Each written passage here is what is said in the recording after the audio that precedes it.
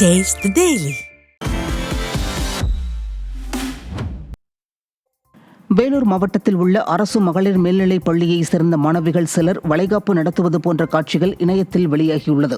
இதுகுறித்து விடிய அரசின் மாவட்ட முதன்மை கல்வி அலுவலர் நிதானமாக தீர விசாரித்து பின்னர் நடவடிக்கை எடுக்கப் போவதாக அறிவித்துள்ளார்.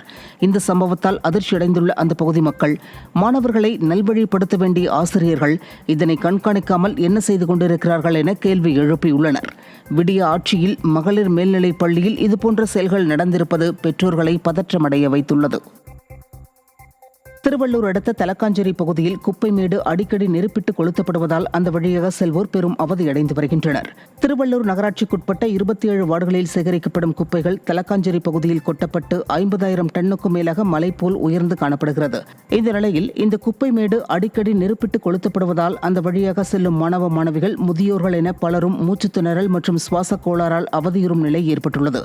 எனவே விடிய அரசின் மாவட்ட நிர்வாகம் உடனடியாக இதற்கு தீர்வு காண வேண்டும் என அப்பகுதி மக்கள் கோரிக்கையை விடுத்துள்ளனர்.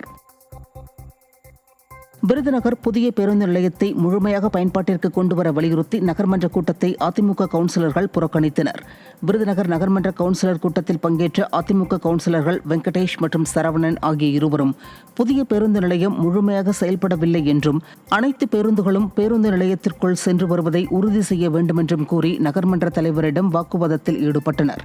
அத்துடன் இந்த கோரிக்கைக்கு நகர்மன்ற தலைவர் செவி சாய்க்காததால் கவுன்சிலர்கள் இருவரும் கூட்டத்தை புறக்கணித்து வெளிநடப்பு செய்தனர். மேலும் இதுகுறித்து விடிய அரசின் நகராட்சி நிர்வாகம் உரிய நடவடிக்கை எடுக்கவில்லை என்றால் கடுமையான போராட்டம் நடைபெறும் என்றும் அவர்கள் எச்சரித்தனர்.